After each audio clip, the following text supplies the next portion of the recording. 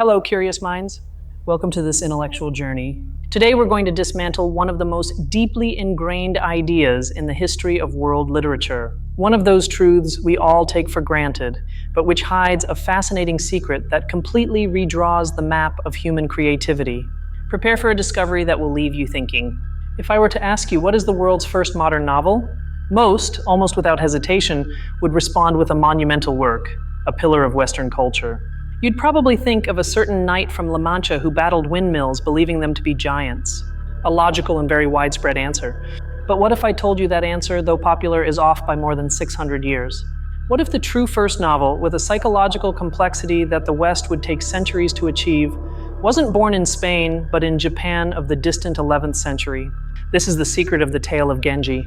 Before we begin, I wanted to tell you something about the images you're seeing. To bring this narration to life, I've used artificial intelligence tools to generate them. So, think of them as a canvas, a way to illustrate the ideas and atmosphere of what I'm telling you. They won't always be an exact or literal representation, but rather a visual accompaniment to let your imagination soar with me. I sincerely hope you enjoy it. To understand this story, we must travel back in time, not to the European Renaissance, but much further, to the imperial court of Heian-kyo, modern-day Kyoto, around the year 1008.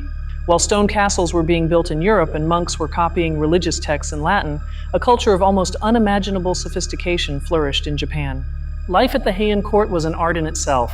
Everything was governed by a refined aesthetic, from calligraphy and poetry to the blending of incenses and the color combinations of a kimono's multiple silk layers. Communication wasn't direct, but through subtle poems and veiled illusions, a world of appearances and hidden emotions. In this environment of extreme cultural sensitivity, a court lady, a woman known by her pseudonym Murasaki Shikibu, began to write a story. It wasn't an epic of heroes and gods, nor the life of a saint. It was something entirely new. The story of the romantic life and tribulations of a fictional prince, the brilliant Genji. The result was the tale of Genji, or Genji Monogatari, a colossal work of 54 chapters and over 1,000 pages with hundreds of characters. But its size isn't what makes it the first novel. What defines it as such is its revolutionary focus on the inner lives of its characters. Think about it for a moment. What defines a modern novel? It's not just a plot, it's the development of a central character over time. It's the exploration of their thoughts, contradictions, joys, and above all, their sufferings. It's deep psychology that distinguishes it, and Genji had it all. Prince Genji is not an archetypal hero. He is a complex man, charismatic and talented, but also deeply melancholic, impulsive, and often cruel in his relationships. Murasaki Shikibu doesn't judge him. She simply plunges us into his mind, showing us his motivations, his remorse, and his constant search for an idealized love. This was something radically new for world literature. While Nordic sagas sang of warriors' feats and European epic poetry focused on heroic acts, Murasaki zeroed in on the nuances of the human heart. She was more interested in a longing gaze or an unrequited letter than in a pitched battle. The work is imbued with a fundamental Japanese aesthetic and philosophical concept, mono no aware.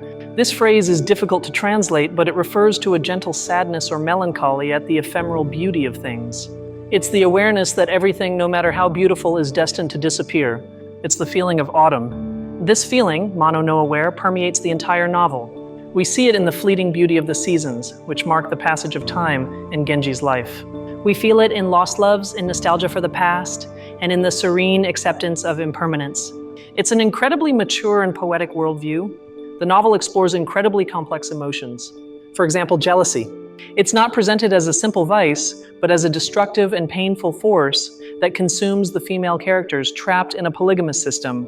Murasaki analyzes the psychology of women with astonishing empathy and sharpness for her time. She describes how love, resentment, and anxiety coexist in the heart of the same person. She shows us how vengeful spirits, in the belief of the era, were actually manifestations of the repressed psyche of jealous women. It is, in essence, an early form of literary psychoanalysis. Now let's compare this with 11th century European literature. We have the Song of Roland, an epic about honor, loyalty, and combat. Its characters are brave or treacherous, good or bad. They are archetypes, not individuals with rich and contradictory inner lives like Genji's characters. It's not a critique, but an observation of the difference in approach. Western culture of that era was centered on external action and man's relationship with God. High-end court culture, by contrast, was obsessed with internal sensitivity in human relationships. Two worlds, two ways of understanding literature. The tale of Genji introduces narrative techniques that wouldn't be seen in the West until much later. It uses an omniscient narrator who often addresses the reader, comments on characters' actions, and even apologizes for not knowing certain details. This creates an intimate and modern relationship with the reader. Furthermore, the structure is episodic yet coherent. It follows Genji from his youth until his mysterious death, and even continues with the lives of his descendants in the final chapters. This sense of continuity in the passage of time across generations is another fundamental characteristic of the novel as a genre. A fascinating aspect is the author herself. Murasaki Shikibu was not a monk or a male scholar as most writers of that era around the world were. She was a woman, a lady-in-waiting to the Empress. Her feminine perspective permeates the work, giving it a unique sensitivity toward the lives and restrictions of court women.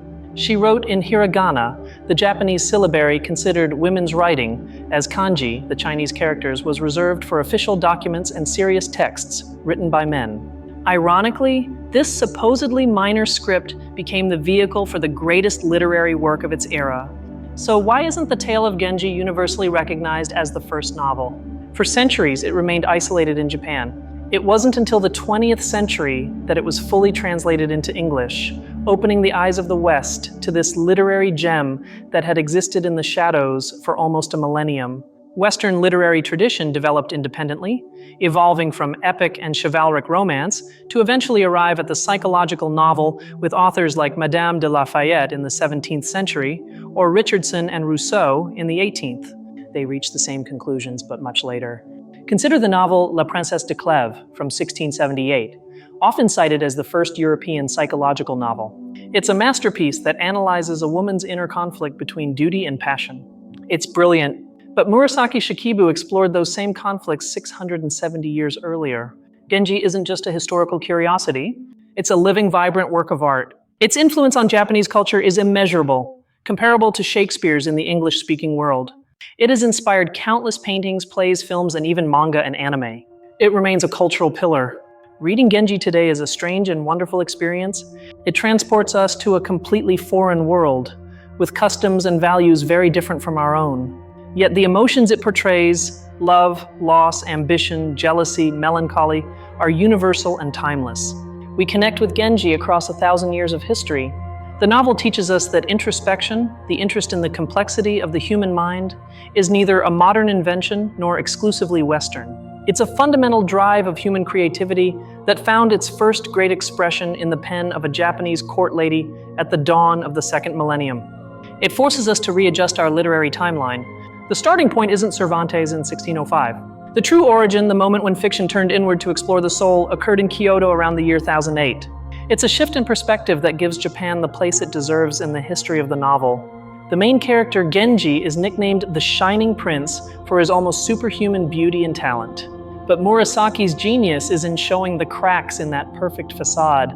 Through his often morally ambiguous actions, we explore themes of power, desire, and the consequences of our deeds.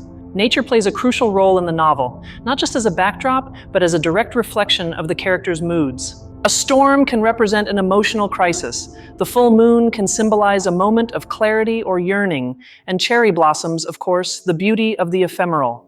Another profoundly modern element is ambiguity. The novel doesn't offer easy moral judgments. Characters aren't simply good or bad. They are human beings entangled in a complex web of social obligations, personal passions, and uncertain destinies. Murasaki invites us to understand, not to judge. The influence of poetry is palpable on every page. The prose is lyrical and evocative. Often, characters communicate by exchanging waka, short 31-syllable poems. A well-composed poem could win a lover's favor or demonstrate a person's sensitivity in education. Poetry was the language of the heart. The novel is also an invaluable sociological document. Through its pages, we gain an incredibly detailed glimpse into the life of the Heian aristocracy. It describes their rituals, beliefs, attire, architecture, and games. It's a window into a lost world, forever preserved in fiction. Consider the female characters.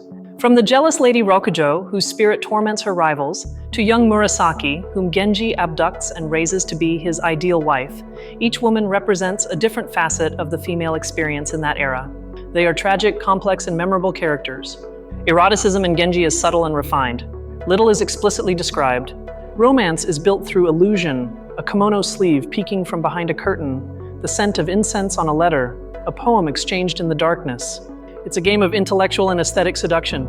Despite its antiquity, the plot structure is surprisingly complex. There are stories within stories, characters who disappear and reappear years later, and long-term development that shows how the decisions of youth have consequences in old age. It's a true family saga. The novel explores the idea of karma or fate. Genji, despite his status, suffers immensely. His exile, the loss of his loved ones, and his own melancholy can be seen as a consequence of his transgressions, especially his forbidden relationship with his father, the emperor's consort. The latter part of the novel, after Genji's death, is known as the Uji chapters. The tone becomes even darker and more melancholic, focusing on his descendants, Kaoru and Niu, who vie for the love of the same woman. It shows how Genji's legacy is both a blessing and a curse.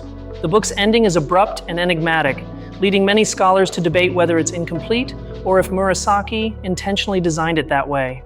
This open ending, which leaves the reader in suspense, is another surprisingly modern technique that reminds us of many contemporary works of fiction. Murasaki Shikibu's own identity is shrouded in mystery. We know she was a widow and belonged to a minor branch of the powerful Fujiwara clan. Her true name is unknown. Murasaki Shikibu is a nickname, combining the name of a character from her novel and her father's position in the Ministry of Rites, Shikibusho. It is believed she began writing the story to entertain the court, perhaps for Empress Shoshi herself. The stories were distributed chapter by chapter like a television series of the era. People eagerly awaited the next installment to know what would happen to Prince Genji. The fact that a work of this magnitude and psychological depth was written by a woman in an 11th century patriarchal society is in itself an astonishing achievement. It challenges our assumptions about the role of women in history and their contribution to world culture. Let's consider this. The concept of the individual, as we understand it today, with a unique and valuable inner life, is an idea that slowly developed in the West through the Renaissance and the Enlightenment. The tale of Genji seems to skip that entire evolution and present fully realized characters centuries ahead of its time. The novel doesn't focus on grand historical events. Wars and political conflicts are just a distant backdrop. The real drama unfolds in the characters' hearts, in the private rooms of the palace, in the intimacy of a poem, or in the silence of a sleepless night. It's a story of the personal. The visual aesthetic of the Heian court, called miyabi, meaning courtly elegance or refinement, is key to understanding the work. Beauty wasn't just something to be appreciated, it was a moral duty and a form of communication. Ugliness or lack of taste were considered personal failures. This obsession with beauty is reflected in Murasaki's prose. Her descriptions of clothing, gardens, calligraphy, and rituals are incredibly detailed and poetic. She succeeds in making the reader see beauty as her characters saw it, drawing us into their sensory world. We could say that the true protagonist of the novel isn't Genji, but time itself. The work is a profound meditation on the passage of time, how it changes people, how memories shape the present, and how death and loss are an inescapable part of life. It's an elegy to existence. When the famous Argentine writer Jorge Luis Borges first read The Tale of Genji, he was astonished. He described it as a work that seemed not to have been written by an individual, but by an entire culture over centuries. Such was the depth and wisdom he found within its pages. Arthur Waley's translation in the 1920s and 30s, though very free and stylized, was what introduced the work to the West. Virginia Woolf, one of the great modernists, read this translation and was fascinated by its psychological sophistication, recognizing in Murasaki a colleague across the centuries. So, returning to our initial question, why does the idea persist that Don Quixote is the first novel? It's likely due to historical Eurocentrism. Our cultural narratives have tended to focus on developments in Europe and America, often overshadowing the achievements of other civilizations.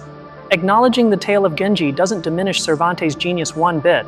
Don Quixote is a foundational work for other reasons, such as its use of parody, meta-language, and its exploration of madness and reality. Both are pillars of literature, but one of them was built 600 years earlier. The story of Genji teaches us to be more humble and curious about world history. It reminds us that genius doesn't belong to a single culture, continent, or gender. It flourishes everywhere, and sometimes the greatest artistic revolutions occur in places and times we least expect. The next time someone mentions the history of the novel, you now have a secret to share. The story of a Japanese court lady who, armed with a brush, ink, and paper, ventured into the labyrinth of the human psyche and drew a map that even today, 1,000 years later, we are still exploring. The novel is a mirror of life, and Murasaki Shikibu was the first to construct a mirror so vast, so clear, and so deep that it reflected not only the actions of men and women, but also the whispers of their souls. An achievement that transcends time and connects us with our own humanity. Moreover, the use of silences and the unspoken is remarkable. Much of the communication and emotional tension comes from what characters dare not express. Murasaki was a master at describing the weight of a pause, the eloquence of a glance, or the hidden meaning behind a seemingly simple poem. The conception of love in the novel is very different from European courtly love. It's not an idealized platonic love. It's an earthly love full of desire, obsession, pain, and often disastrous consequences. It's a much more realistic and psychologically complex portrait of love. Religion and spirituality, primarily Buddhism, are also central themes. The idea of life's transience and the search for enlightenment are always present. Many characters, including Genji in his old age, withdraw from worldly life to seek spiritual peace, reflecting on their past lives. The work is so extensive and detailed that some scholars have called it an anti-novel. That is, it doesn't follow a conventional plot structure with a clear climax and resolution. Like life itself, it's a succession of moments of small joys and great sorrows, without an obvious ultimate purpose. The description of music is another sublime aspect. The sound of the flute, koto, or biwa is often the vehicle for expressing the deepest emotions that cannot be put into words. A character's musical ability was a direct indicator of their sensitivity and character. Even the architecture of Heian palaces plays a role in the narrative. Homes didn't have fixed walls, but rather screens and bamboo blinds. This allowed for eavesdropping, secret assignations, and created a sense that privacy was fragile and permeable, contributing to constant tension. Color is almost another character in the novel. Murasaki precisely describes the color combinations of garments, which changed according to the season, rank, and occasion. A mistaken color combination could be a social catastrophe. Color was a language in itself. It's important to note that this wasn't a warrior society. The Heian court was an oasis of peace and culture. The masculine ideal wasn't the strong warrior, but the sensitive courtier, the poet, the calligrapher, the musician. A man was admired for his aesthetic taste, not for his physical strength. This focus on culture and sensitivity over brute force is what allowed a work like The Tale of Genji to be created and appreciated.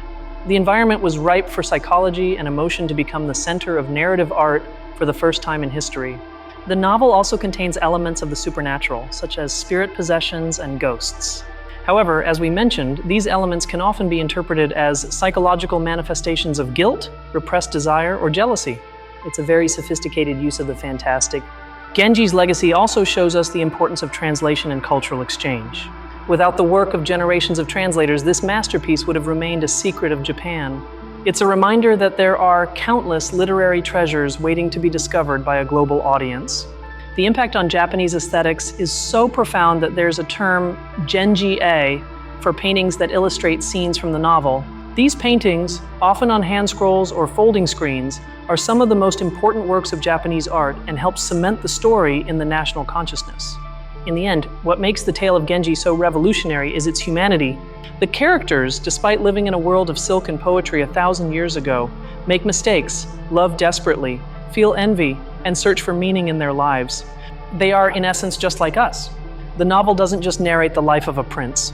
It narrates the human condition with an honesty and depth that remain impactful. It's a conversation about love and loss that Murasaki Shikibu began 1,000 years ago and which still hasn't ended. A conversation that we can all now be a part of. So the shocking twist is this. The psychological novel, that genre we associate with the great European and Russian masters of the 18th and 19th centuries, was actually invented by a Japanese woman in the 11th century. She laid the foundations upon which, unknowingly, all other novelists would later build. It's an idea that reorders our mental library, forcing us to look at the map of world literature with new eyes and to recognize that the most powerful stories can come from the most unexpected places. The center of the literary universe for a time wasn't in Europe, but in the imperial court of Japan. The Tale of Genji demonstrates that curiosity about the inner life isn't a recent invention. It's an intrinsic part of what makes us human. Murasaki Shikibu didn't need Freud's studies to understand jealousy, nor existentialist theories to grasp the melancholy of existence. She simply observed the human heart. The existence of this work is a powerful argument against the idea of linear progress in art. It's not that literature has been improving over time. Instead, we see peaks of genius appearing in different cultures at different times. and 11th century Japan was, without a doubt, one of history's highest peaks. This knowledge doesn't diminish any other work. On the contrary, it enriches our understanding of literature as a global phenomenon. It allows us to create unexpected connections and appreciate the incredible diversity of human expression throughout history.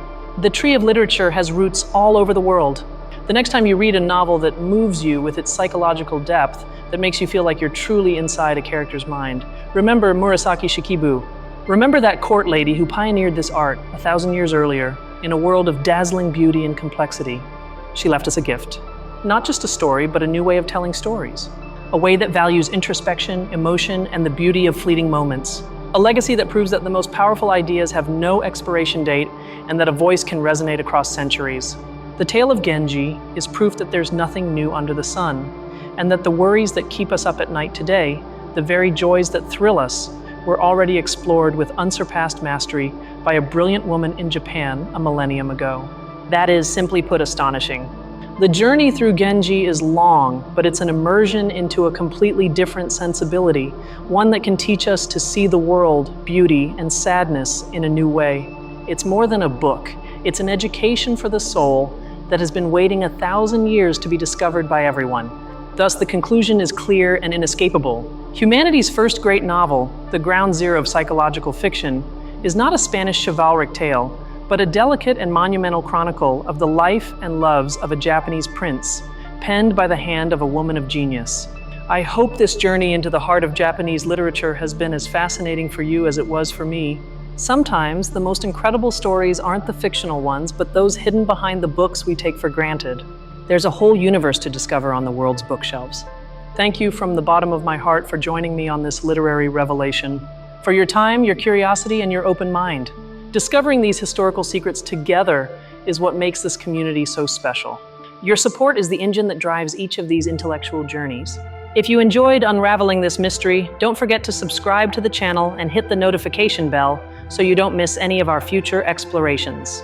And now I'd love to hear your thoughts. Were you familiar with the tale of Genji? What other literary myths would you like us to investigate? Leave your ideas in the comments below.